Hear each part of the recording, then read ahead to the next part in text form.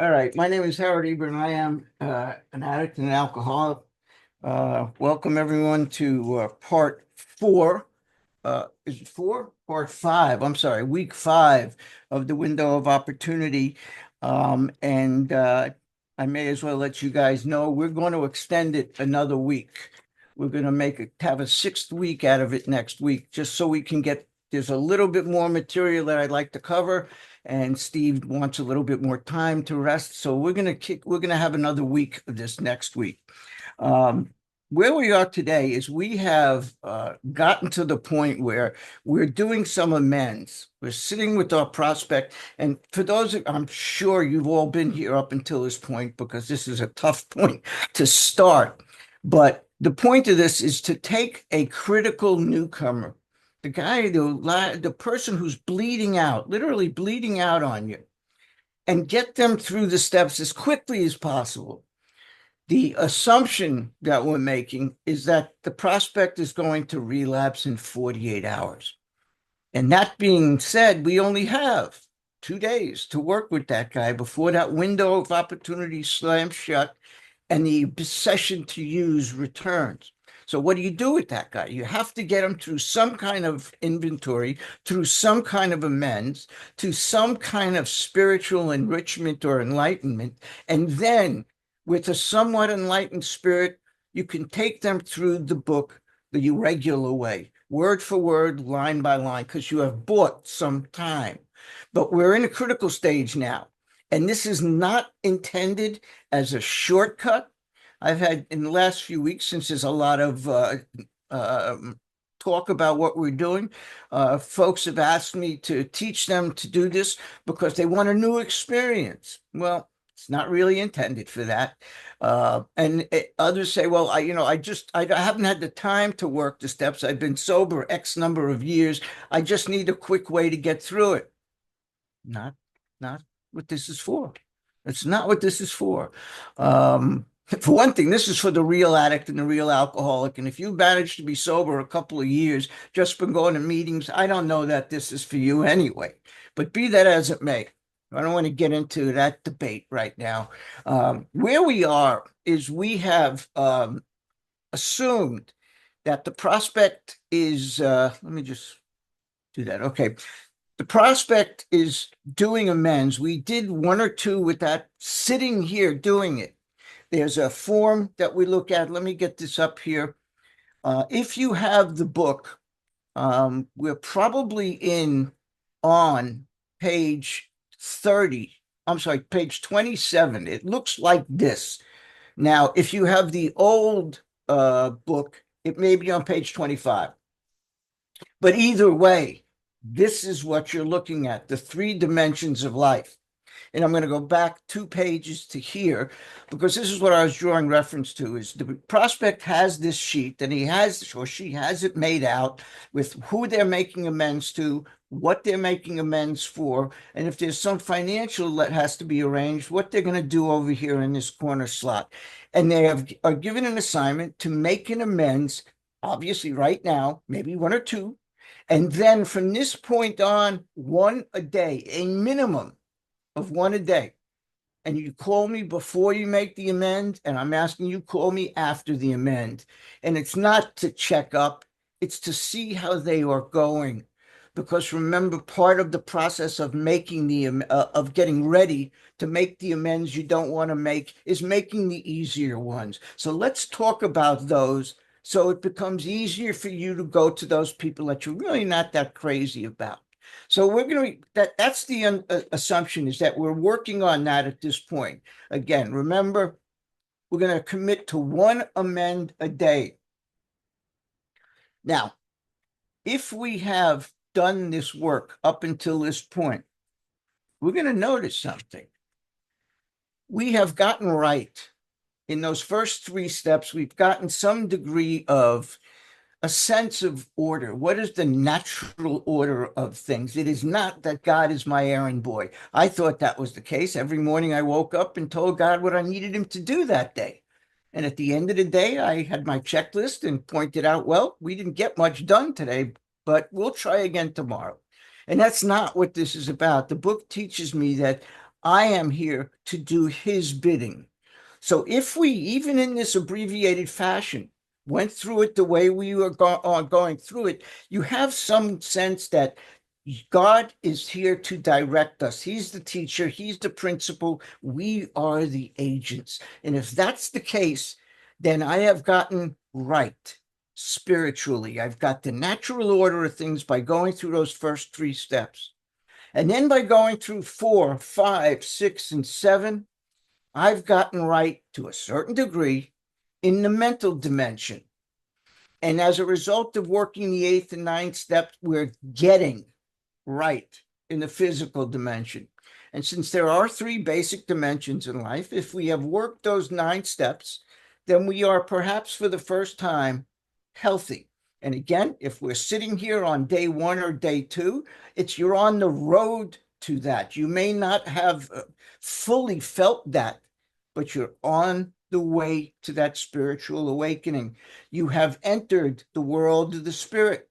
You are entering that 4th dimension, is what Bill called it, which is the harmonious blend of the other 3.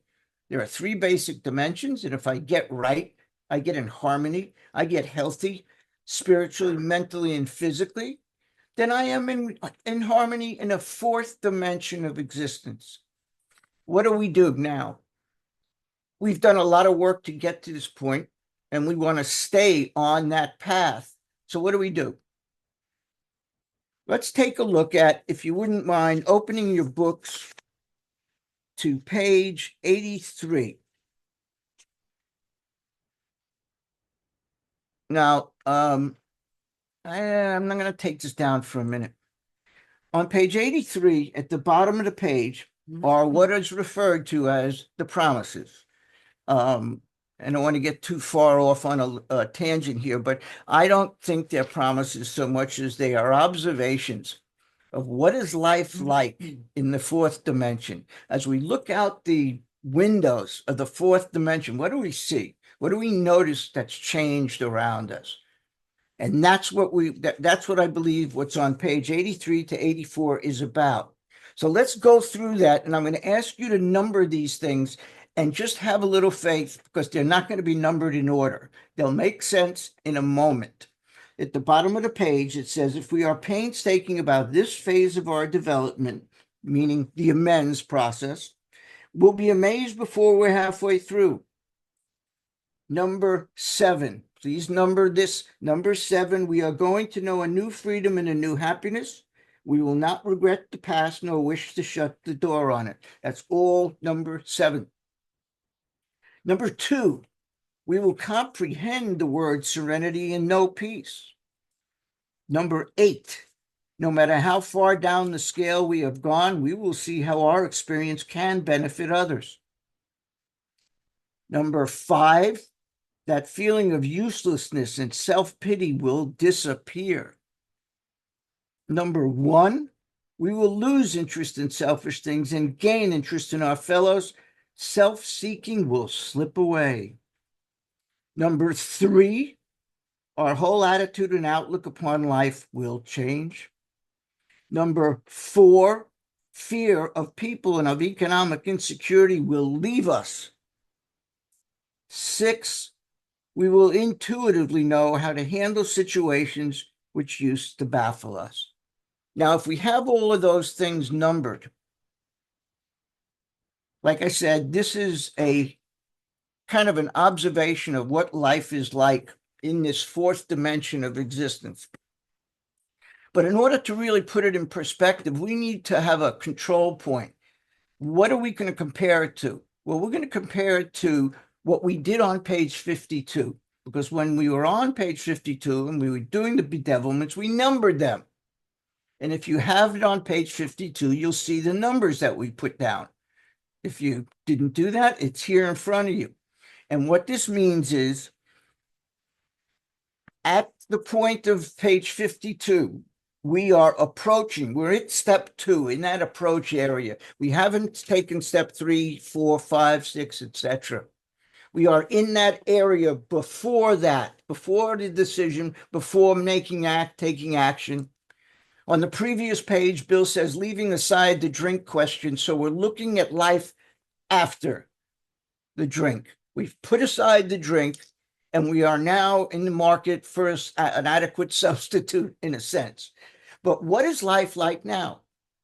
Did life get better just because we stopped drinking? I sure as hell thought it would.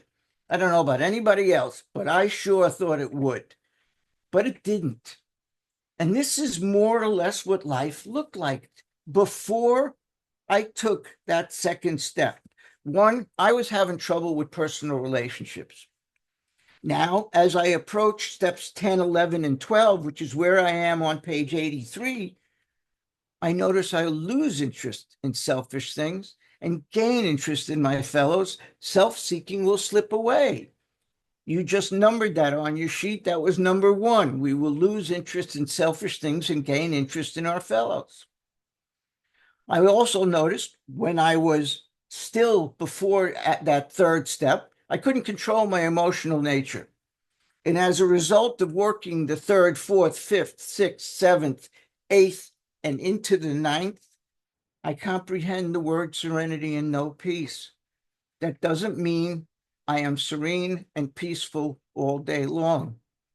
It says comprehend the word, know peace. I know Rob. To some extent, I may understand Rob, but I am not with Rob 24/7. I know it, I experience it, I don't live with it. That's a change. Before I did this work, I was a prey to misery and depression. And as a result of doing those steps, my whole attitude and outlook upon life has changed. I couldn't make a living. And now fear of people and of economic insecurity will leave you. We had a feeling of uselessness. And now as a result of working those steps, by the time we get to page 83, we intuitively know how to handle situations which used to baffle us. We are not ruled and controlled and dominated by our fears. We were unhappy. And as a result of the work we did between 52 and 82, we're going to know a new freedom and a new happiness. We will not regret the past, nor wish to shut the door on it. And we couldn't seem to be of real help to other people. And after doing this work, no matter how far down the scale we've gone, we will see how our experience can benefit others. And most of all, the promise of the second step has been fulfilled. We will suddenly realize that God is, not can and will, is doing for us what we could not do for ourselves. That's where we find ourselves after halfway into that 9th step, that 8th and 9th step together. Let's move ahead. Let's take a look, if you would, at page 84. And I'm just going to change something here. I'm going to take this down too for a moment because we don't need it right now. If you turn to page 84, second paragraph begins with, this thought brings us to step 10. Everyone see that? This thought brings us to step 10, which suggests we continue, underline that word, continue, please, to take personal inventory and continue, please underline that, to set right any new mistakes, please underline new, as we go along. Please underline this sentence. We vigorously commenced this way of living. This way of living, steps 10, 11, and 12. We commence this way of living as we clean up the past. So when do you proceed into 10, 11, and 12? While you're working 8 and 9. So once you finish that 7th step and get into the 8th step, there's a big chunk you're taking, 8, 9, 10, 11, and 12, because the book says that that's what we do. Continuing, that answers the question of when. We have entered the world of the spirit. You may want to highlight that in pink. We use pink for prayers and promises, and that is a promise. We have entered the world of the spirit, that 4th dimension of existence. That's what we're talking about. Our next function, and underline, please, grow in understanding and effectiveness. To grow in understanding and effectiveness. Our job was to do God's bidding, to stay close to Him. And now our job in our next function is to grow in understanding and effectiveness of what God's will is for me. This is not an overnight matter. It should continue for a lifetime. Please highlight the rest of this paragraph. I don't care what color, yellow is fine. And I'm going to ask you to number a couple of things here. Number 1, continue to watch for selfishness, dishonesty, resentment, and fear.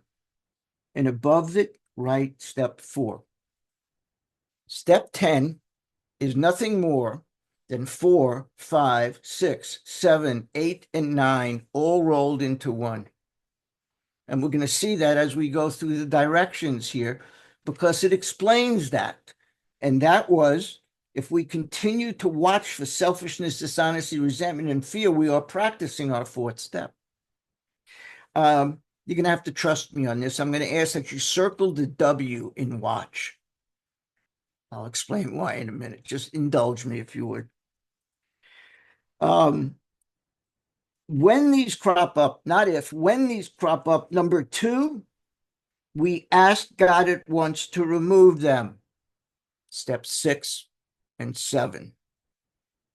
Please circle the A in ask. So we've got a W circled, we've got an A circled. Number 3, we discuss them with someone immediately. Sounds like step 5 to me. What do you think, huh? Step 5. Please circle the D in discuss. With someone immediately. You notice the urgency here in each one of these things? When they crop up, continue to watch, make amends quickly. We discuss them with someone immediately. And here's number 4, make amends quickly if we have harmed someone. Steps 8 and 9. Please circle the A in amends. And number 5, we resolutely turn our thoughts to someone we can help. Step 12. Please circle the T in turn. Love and tolerance of others is our code. Of others. This nonsense of we will love you until you learn to love yourself, I think is an incomplete thought. We can teach you to love yourself, but this is not about being a narcissist. The whole point of what we do is to love somebody else. So we will love you until you learn to give a shit about somebody else. That's what it's about. And this tells me that love and tolerance of others, not of myself. Plenty of narcissism in this world right now. We don't need to make more of it. We will love you until you learn to love someone else. We're continuing. I'm going to come back to that in a minute. Actually, no, I'm going to stop at that. I want to talk about that for a minute. I'm going back to the sheet. And now maybe some of what we just did will make sense. We talked about step 10. We numbered the things in step 10. It told us to, 1, continue to watch. W, watch. Continue to watch. Keep those binoculars on, looking at the horizon, seeing if there are any enemy ships or anything coming out of the bushes. We watch for the Fantastic Four. Bill always puts these 4 together, the Fantastic Four. Selfishness, dishonesty, resentment, and fear. Number 2, when they crop up, we ask God at once. Continue at once. Sounds like there's some urgency here. 3, discuss them with someone immediately. 4, make amends quickly if we have harmed anyone. And 5, when resolutely turn our thoughts to someone we could help. I asked you to circle certain letters, and these are the letters I asked you to circle. W, I'm an idiot. I need little tricks to remember things. And the older I get, the more tricks I need to play on my mind. And so for me to remember what the 10th step is about, WADAT. WADAT. WADAT. Kathy taught me that. It's perfect. I don't have to remember all of the steps. It's watch, ask, discuss, amends, turn. And I'll let you in on a secret. You get real good at this. It's watch, turn, watch, turn, watch, turn, watch, turn. Takes practice, but that's how we get there. That's how we get good at something, is by practicing some of these things. And again, the urgency.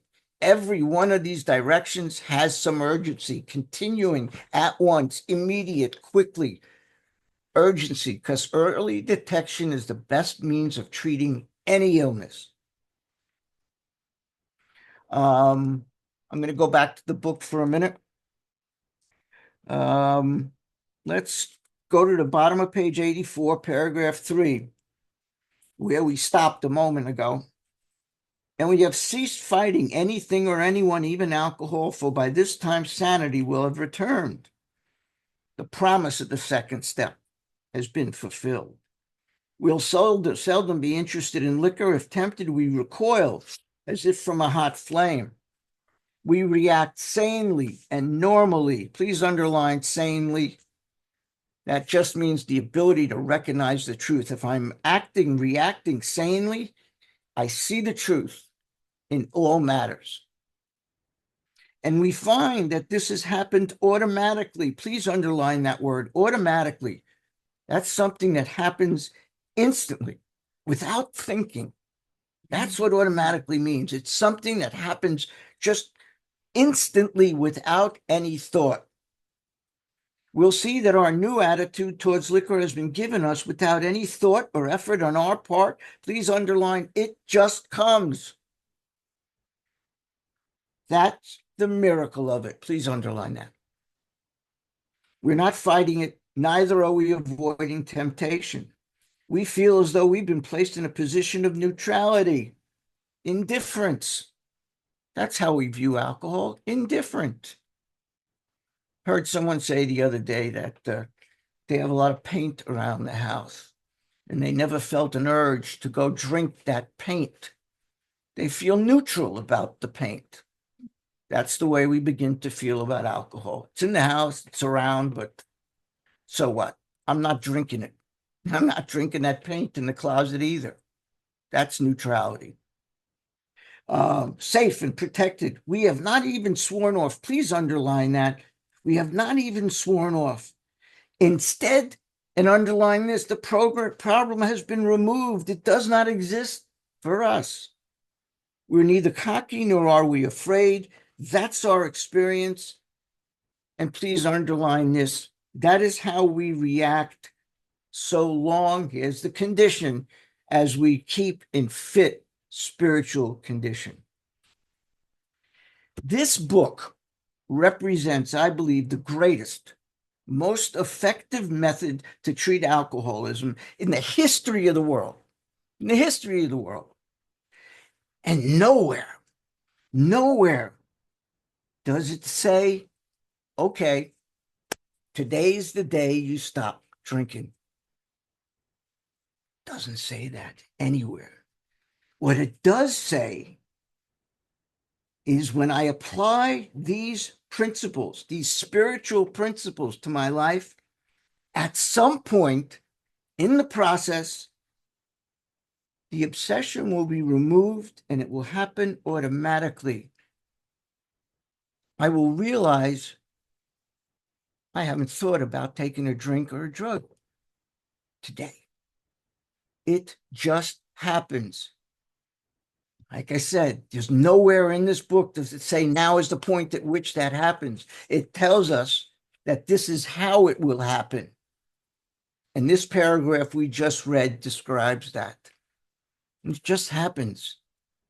If we do that work, if we stay with these spiritual principles, we will suddenly notice. God, what an incredible feeling that is, isn't it? Let's continue. It's easy to let up on spiritual program of action and rest on our ass. Oh, I'm sorry. It says rest on our laurels. We're headed for trouble if we do, for alcohol is a subtle foe. We are not cured of alcoholism. What we have is a daily reprieve contingent upon the maintenance of our spiritual condition. Every day is a day when we must carry the vision of God's will into all our activities. Please highlight this in pink. How can I best serve thee? Thy will be done. It is a prayer. These are thoughts which must. Ooh, I thought there are no musts in the book. We highlight them in green in the workshop. We have compiled a list. I think it's now up to 143 references to must. To quote Page, there's a lot of musty pages in this book. So it's full of them, and we draw attention to it. Getting kind of musty. Okay. When we must carry the vision of God's will into all, please circle all our activities. How can I best serve thee? Thy will be done. These are thoughts which must go with us constantly. And please highlight the rest of this paragraph. We can exercise our willpower along this line all we wish. And here's the key. This last part, please underline it twice. It is the proper use of the will. I must exercise my will, not along the lines of what's in it for me? What do I get out of it? Why should I do that? That's what it was like before. The AACA opera, me, me, me, me, me. It's not like that anymore. I've done this work, and now I actually give a damn about you, about helping you. What spiritual principles are we talking about living by? If I'm not sure what God's will is for me today, I sure as hell don't sit down and think, all right, I'm going to do the next right thing. My thinking the next right thing got me where I am. So the last thing I need to do is to invite the predator, my brain, into the discussion, into the problem-solving discussion. So I don't invite my brain in that, that sign you see in the meetings, think, think, think. Throw that shit away, please. You're inviting the predator into the discussion. Don't think, don't think, don't think is really what it should say. But in any case, when I'm not sure what God's will is, I don't sit down and figure do the next right thing because I don't know what that is. I need to have an idea. And Bill has given me quite a few ideas in this book. On page 61, he said, are we not in our best moments with our motives being right, a producer of confusion rather than harmony? There's the first one. If what I'm considering doing is consistent with harmony, I believe it's God's will. If what I'm doing is going to produce confusion, not so much. What else can I use? Well, the Oxford principles always worked well for everybody: purity, honesty, unselfishness, and love. So if I ask myself what I'm about to do, is it consistent with purity, honesty, unselfishness, love, and harmony? Probably God's will. If it violates any of those, it is not. I can still do it, but as we just read, it's the proper use of the will. And the proper use of the will would be to exercise it to produce purity, honesty, unselfishness, love, and harmony. And I'll throw in a few more. The 7 principles I try and live by: tolerance, compassion, patience, humility, forgiveness, love, and goodwill. And if I ask myself, if what I'm considering doing consistent with tolerance, compassion, patience, forgiveness, love, and goodwill, then it's probably God's will. And if it's not, it's not. Now, I could do it, but as Charlie Parmley taught me, it comes down to how much sacrifice and compromise can I make before I start to feel it, before I start to have trouble with personal relationships, because that's the first warning. I'm starting to unwind when I have problems with you, and I notice you're pissing me off, everything is annoying me, I'm overly critical, I'm analytical, there's problems. And it starts because I've compromised on those spiritual principles. So I try not to. That's how I know what the proper exercise of the will is. Let's get back to the book where we left off on page 80 to 85. Much has already been said about receiving strength, direction, inspiration, and direction, not suggestions, directions from him who has all knowledge and power. Please highlight the rest of this paragraph in pink. It's an 11-step promise. If we have carefully followed directions, not suggestions, directions, we've begun to sense the flow, and please underline sense the flow of his spirit into us. To some extent, we have become, and please circle God conscious. We have begun to develop this vital sixth sense. Please circle sixth sense, and between those two circles, put an equal sign, please, because that's what the sixth sense is. It's God consciousness. Think God's conscious. Sixth Sense is not a Bruce Willis movie. That's not what we're talking about. I see dead people. No, we're not talking about that. The sixth sense is that sense of God consciousness. That this, I believe, is what God wants me to do, to carry out these spiritual principles. He said, but we have begun to develop the sixth sense, but we must go further, and that means more action. Step 11 suggests prayer. Please write prayer. Please write talking above that. In meditation, write listening. We shouldn't be shy on this matter of prayer. Better men than we are using it constantly. It works if we have the proper attitude and work at it. The proper attitude, I believe, is faith. That God will do for us what I couldn't do for myself. That's the proper attitude. And work at it. Please underline work at it and above write step 10. Step 10 is my daytime walking around step. It's the step I use in the course of the day to deal with the events of the day. Step 10 tells me how to deal with problems as they come up. Somehow, I thought when I first came in that step 10 is something you did at night in bed. Well, I'm not a kid anymore. I'm a little older than I was. I don't get in trouble at night in bed anymore. I get in trouble during the day. That's why I need a 10th step for the day and an 11th step for the night.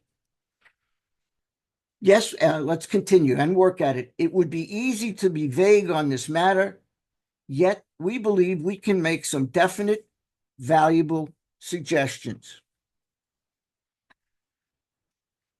And in an effort to save some time, I'm going to go back to the book, not the big book, back to our workbook. And we're going to look at, oddly enough, the page that says step 11. Because what step 11 tells me to do at night is ask myself certain questions. And basically, those questions boil down to this. How did I do with step 10 today? How did I do with practicing and applying the 10th step today? So I asked myself the first question, was I resentful? This is right out of the book. All I've done is taking them and put them in individual sentence questions.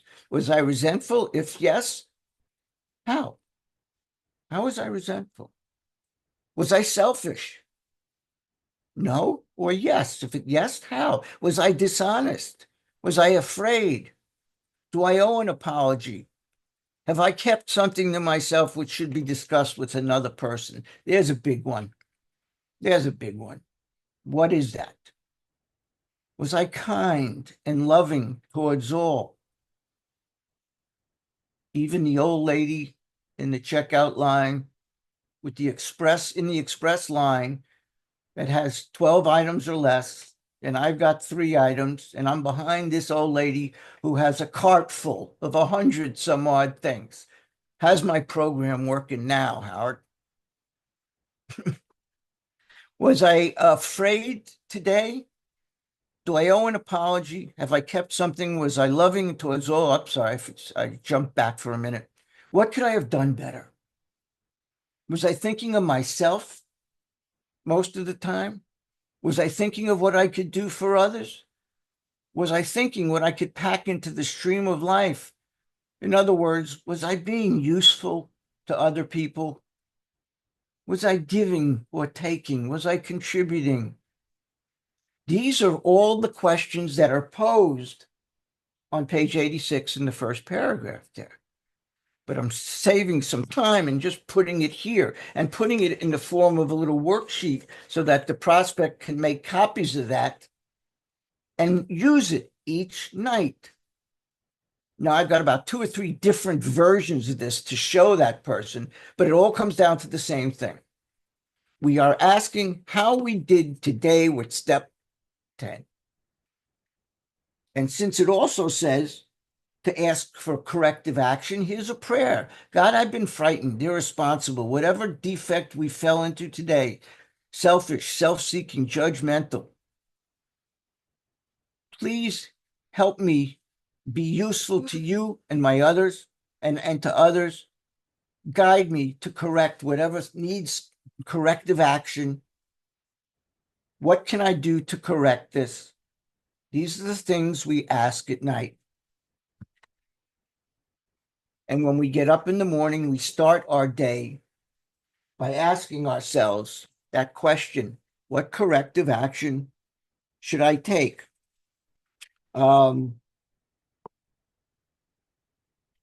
Let's go to page 87, if you wouldn't mind again.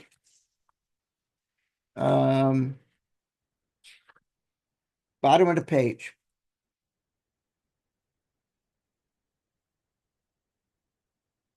There we go.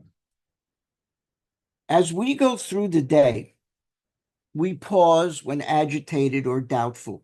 Please highlight that. Above pause, write the number 1. We pause. And circle the P and pause. I got another one coming.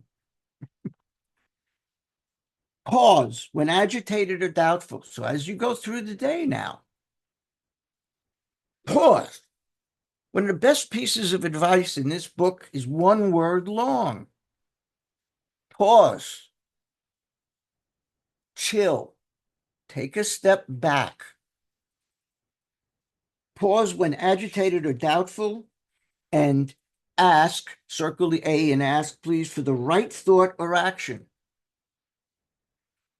We constantly, and you may want to underline constantly remind ourselves, circle the R and remind, please. We're using our God-given brains. We constantly remind ourselves that we are no longer running the show. Humbly saying to ourselves many times, please underline that word, many, throughout the day, thy will be done. And please highlight and underline thy will be done. It's highlighted in pink. And if you go back to the line before it, the word saying, please circle the S in saying.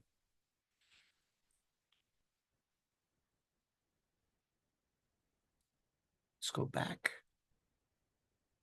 So here's a way to remember the advice in that 11th step. P is pause. Pars is how I remember it. Wadat for the 10th, pars for the 11th. Pause when agitated, ask for direction, remind that you're not in charge any longer, remind yourself many times through the day, and say many times, thy will be done. That's putting that into action along with the directions of our 10th step on a daily basis. Now, we're going to get to step 12 next week. And I don't have the time right now, but if I was sitting with the prospect, this is what we would be doing right now.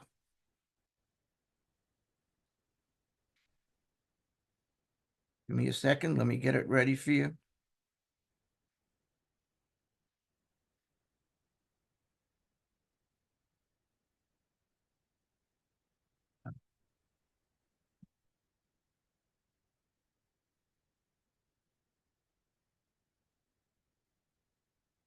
Okay, now I got it ready for you. Sorry, see, I don't have Andy with me. Everything's falling apart. We're going to take 15 minutes. And if we had the time tonight, unless we want to go a little over, do we want to do that? Let's do it. I'm going to ask that you all get comfortable. Sit back. Take your glasses off. Take your shoes off. Get comfortable. Maybe turn out some lights. And I'm going to ask that you do exactly what you're told, exactly what Tara Brach says to do for the next 15 minutes. Because we're going to teach, we're going to show how to meditate rather than telling someone and let them find their way. Let me give you an example.